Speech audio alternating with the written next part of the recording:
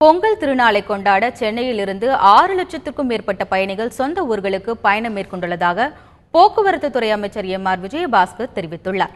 பொங்கல் பண்டிகையொட்டி வெளியூர் செல்லும் பயணிகளின் வசதிக்காக சென்னையில் 5 இடங்களில் இருந்து சிறப்பு பேருந்துகளை தமிழக அரசு இயக்கி வருகிறது.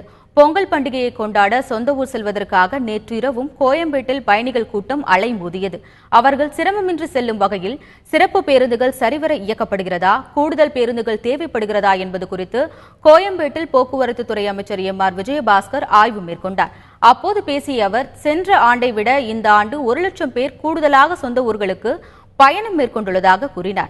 அதிக கட்டண வசூல் புகார் தொடர்பாக இதுவரை 65 ஆம்னி பேருந்துகள் மீது நடவடிக்கை எடுக்கப்பட்டுள்ளதாகவும் அவர் தெரிவித்தார்.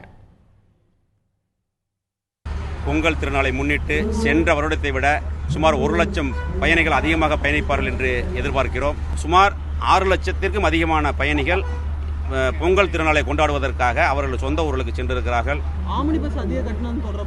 அது மாதிரி 65 வண்டி பஸ் மேல் நடவடிக்கை எடுத்து அந்த வண்டிகள் பறிமுதல் செய்திருக்கிறாங்க.